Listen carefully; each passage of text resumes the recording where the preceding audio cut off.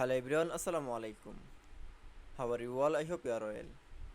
Welcome back to my channel in this new video.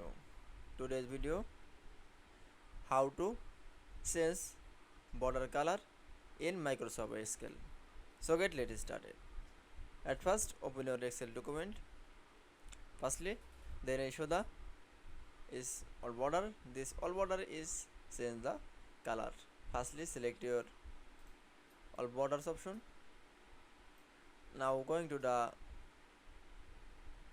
all borders option and click for the line color option, then choose color and click for the all borders option. That's okay.